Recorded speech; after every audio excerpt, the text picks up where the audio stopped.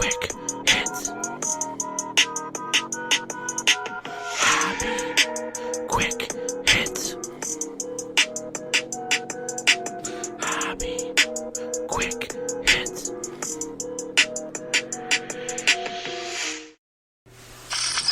It's time for Hobby Quick Hits. Hobby Quick Hits. A sports card podcast where we tackle the hobby's hottest topics in depth to help you navigate the sports card landscape and enjoy the hobby we all love. Here's your host, John Newman.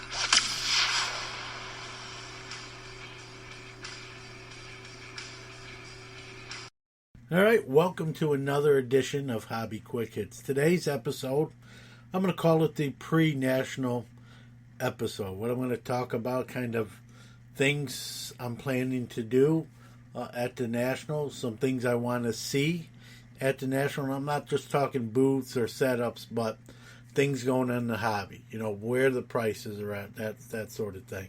I'll save it for once we get into the meat of the episode, but just sort of a precursor to the National, things I'm planning to do, things I want to see, in terms of current market conditions and sort of a game plan. I'll do probably a post-National one where we kind of come back and compare notes, if you will. But before we get the episode started, want to hear from our awesome sponsor, Mojo Breaks. We'll be back with the show after we hear from Mojo.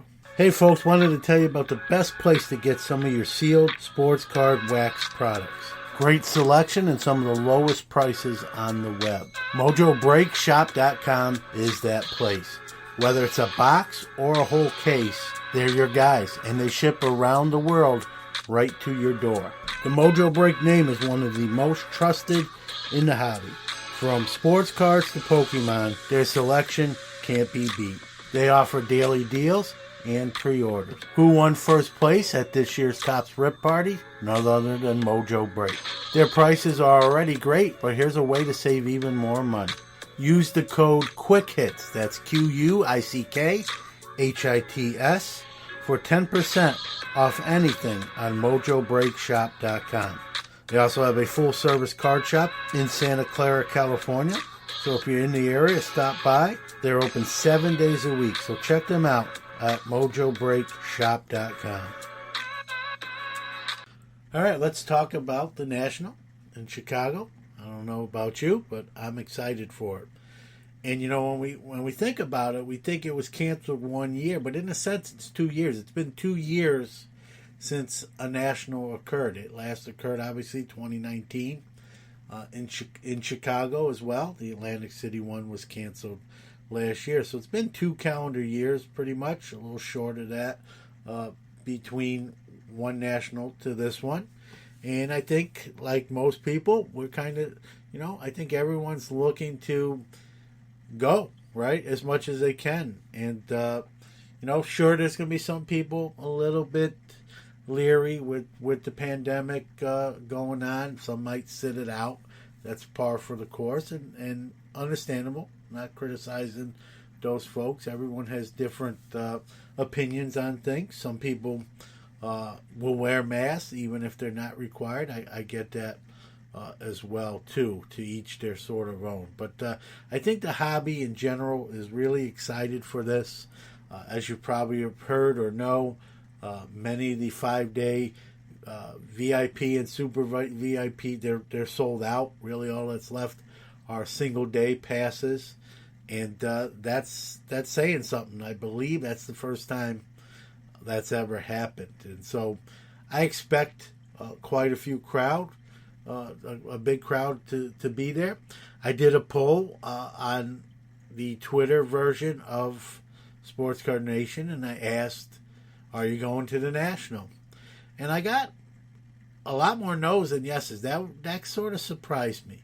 But again, the hobby is vast and big, and it's going to be not short of attendance. Let's put it that way. So I'm excited. This year I'm going for the full week. The last time I went, 2019, I was there for three and a half days. So I'll be there longer. I think by going longer for me, less urgency to kind of do everything quickly, right? You have some time. You don't have to rush. You can be a little bit more loose with the itinerary. I'm going to be doing a main stage show with Brody the Kid. That will be Thursday at 4 p.m. Central Standard Time, 30 minutes. That'll be fun. I'm also going to appear on a couple other podcasts as a guest. So always a good time. And let's call a spade, right? And one of the things about the National that a lot of people honestly go for. Obviously, we're going for cards, and no one goes to the National and doesn't buy something. I mean, how could you do that? But I think most of the time, a lot of times when you go to the National, it's for that socialization, right? Meet people maybe for the first time in person. Meet people again that you haven't, it's the one time a year.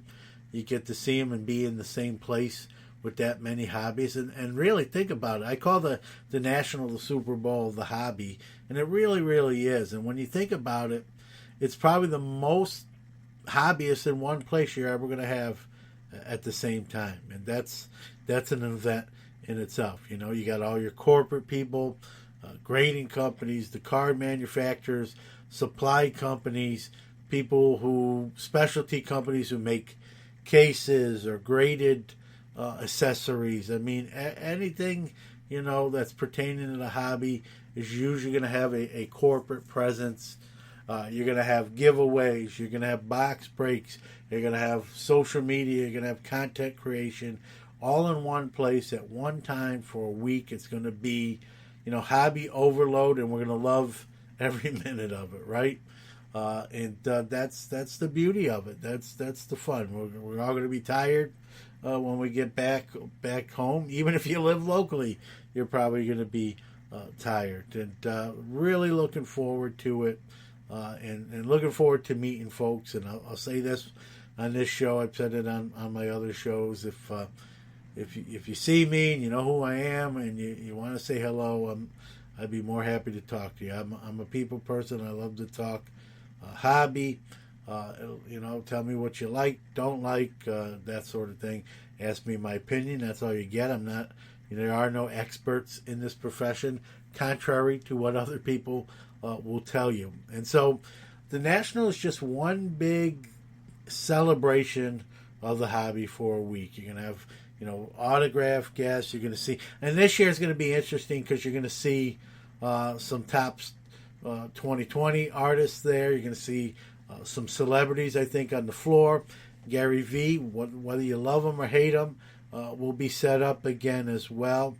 And just going to be, again, one big, huge hobby presence of everything that pertains to the hobby. If it's happenings in the hobby, whether it's content creation or breaking, or anything else, you're going to find it there. And you're going to have your auction houses there with some incredible cards. You're going to have your grading card companies there with incredible long lines, even with the crazy high submission prices.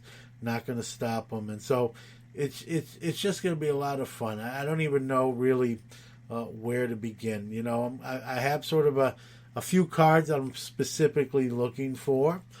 They're on my list. Doesn't mean I'll get them all.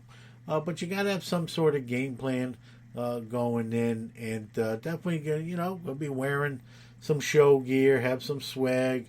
Got some T-shirts to give the folks, and stickers and business cards and poker chips. And so come up to me, see what I got. Maybe get some free swag. But that's the other great thing about the show. A lot of free swag given out. And I got a feeling with last year's being canceled, there's going to be some extra free swag from some of these companies that had some stuff that they planned to give away last year that they were unable to. So it's going to be fun. One of the things I want to see, we know kind of where the market conditions are. Some things have went down. Price-wise, right? Cards, in some cases between 20 and 40%. Not everything, but a good percentage of stuff, even vintage. A lot of people are debating that it hasn't affected the vintage side of the house, but, and talking to my friend Mike Moynihan, He showed me a graph and a chart. The guy is not a liar. And he showed that it's affecting the vintage niche as well. So nothing's unaffected. We've seen even wax kind of come down to, I don't want to say normal, but more normal than ever sort of prices. And so it's going to be interesting for me. One of the things I'm going to look for, I'm sure I'm probably not the only one, but this is how my mind works. I want to see, and maybe my mind works like this, folks, because I'm a dealer too, right? I set up at shows as well. I'm not set up at this show, but I do have a dealer mindset. And it'd be interesting to see what the dealers do price-wise. Do they match kind of comps, which have, again, come down? Or are they going to try to price high and then come down figuring people will haggle? So there's a lot of ways to go. Remember, there's a lot of tables. So I don't want to paint with a broad brush. What 50 people might be doing one plan of attack, and then you get 5 sort of doing whatever. But I want to see the general pulse of the room with comps and what people are asking for their cards. And it's going to be interesting. Be prepared. The vloggers with their selfie sticks and video cams will be, and tripods, I'm sure, will be around every corner. It can get monotonous. I'm not going to lie. I love content creation. The people that do it are putting in the work. It's not a slight to them at all. But, when I went to Dallas a month and a half ago, around every turn it seemed like there was another camera rolling. And, I don't know, you're just filming, looking through boxes or talking to dealers or just looking at a showcase. For me, there's sort of a threshold point, right? Now, if it's a big transaction, a big deal going down that you want to document, I get it. Or you're doing an interview with a dealer at their table, which, depending on the opinion, one person might say, that's not the time or place. Someone else may say, hey, that's reality. Whatever side of the aisle you fall on. There's going to be tons of cameras, tons of things going on. Stuff at the main stage, which I invite you to see. And I'm not just talking when I'm there and Brody and everybody. There's going to be a lot of great people doing some great things. It's going to be very informative. A lot of the corporate places are going to have interactive stuff that you can do. Again, we'll have to see. The other thing I want to see too is, we're still in the pandemic, folks. I know, we're maybe on the best side of it we've been since it really, broke out. But it's going to be interesting to see the difference with the National going on during the pandemic. What might we not see? I heard somebody's report there may not be any silver or gold packs from Panini. I hope that's not the case, but those kind of things. What are we going to see that we're used to, but because of the pandemic, it's not going to occur? And I want to see that. Does someone not, show up? A corporate president not show up to the National? I don't know. I think most people will. I'll even speak to Upper Deck. Initially, Chris Carlin mentioned that the Upper Deck most likely wouldn't be there. This was a few months back, and they've announced they will be there, and they're actually running a summer-fall promo pack that I talked about on Sports Card Nation. So I think 90% of corporate presence will be there, and I suspect, a high percentage of collectors and hobbyists will make the trip as well. I think people, after 16, 17 months of quarantine or some freedoms kind of being handcuffed and not being able to sort certain things, are really looking forward to the opportunity to get out there, to do a little travel as well. I think that's why you're seeing some of these regional shows do as well as they have. Dallas, Atlanta, Wisconsin, and our first show here in New York happened last month. Really, really small one. Ramada. I didn't set up, just 30 tables, but I didn't get to go. I had some plans those 2 days, but it's nice to see things sort of kind of picking up again, even here on a small local level, small show. The next big show will be here locally, will be September 12th at the New York State Fairgrounds, about a 100-table event. I will be set up as a state tax collector and dealer at that show. It will be my first show as a dealer in probably 2 years now. Because it was about 6 months even before the pandemic hit that I didn't do a show. So looking forward to seeing how that goes. Looking forward to seeing where the market is. I talked about, hey, let's see what the dealers are going to price their stuff at. That's a two-sided coin, right? Where is, Mike Summer was recently on Sports Car Nation, and he made a point that how many people are coming to National to more socialize than transact, right? It's a great point. We sometimes don't even think about that. Till I heard it, I really didn't think of that. So what percentage of people are there really just to meet people, hang out, go to some parties, after parties, trade nights, right? And how many people are really there with sort of a buyer's mindset, right? Hey, I want to buy a bunch of stuff. And I'll let you in on something. I really didn't advertise this outwardly, but I've actually shut off my buying. I buy a lot of stuff, not to posture or brag or whatever. I'm a big buyer of cards, and for the last 6 weeks leading up to this National, I really didn't buy anything. I was still selling some stuff, but I really shut off my buying. I didn't go on I take that back. I don't want to phrase it like that. I went on eBay to complete my sales and print out, packing slips and ship stuff that people purchased off eBay or other platforms. But I have not bought anything in 6 weeks.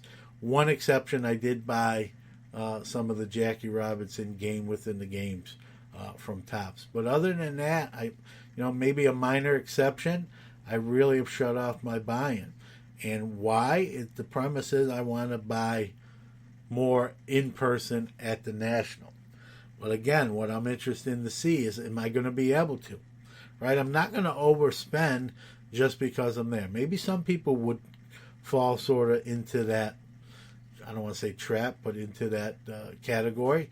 But I still want to get the best deal I can, right? We all work hard for our money, whatever you do, and as do I. And so I don't want to just overspend, overpay for something just because I like it or want it. And so, I'm going to come into the show with purchasing on my mind and certain things that are on my list or in my head that I'm looking for. And but will I be able to get them? Will these dealers be at the price level that the market is at? And so that will be the thing. And here's the thing I'll say, and I'm all, I'm pro dealer. I am a dealer. If they don't want to be in that comp area, right? We all have that choice, right? We can, I hate to say it, but go to the secondary market and just get it there. And so I hope the dealers do, because I want to see transactions happen on that show floor. I want to be part of that process. I want to spend money. I'm bringing money to spend, quite frankly. I'm going to be there 5 days, and 1 or 2 days, honestly, is going to be me just really looking at stuff with the intent to bring stuff back to New York with me. Some stuff PC, some stuff other, just inventory purchases, right? Both. And so I'm hoping I get to do that on the level I would love to, and be interesting. It's one of the things I want to see, as I previously mentioned. So whatever reason you're going to the National, hope I get to meet you, hope I get to see you there. I'm a very approachable guy. Say hi, come right up. I don't bite. That's around lunchtime or dinner time. Then all bets are off. But all joking aside, I'm a very social person and friendly guy, and love to talk to you, life, hobby, whatever's on your mind. So with that being said, we'll see you here in Chicago. Take care. Enjoy the show. Hey, folks, thanks for listening to the show. Wanted to give out our social media links where you can follow the show even when you're not listening to it. On Twitter, we are at Hits Hobby, HitsHobby. On Instagram, we are at Hobby Quick Hits Podcast, at Hobby Quick Hits Podcast, all one word.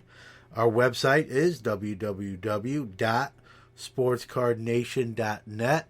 Look for the link to Hobby Quick Hits. You'll find us there. And you can always text us on our text line, area code 315-491-0239. In case I don't see ya, good afternoon, good evening, and good night.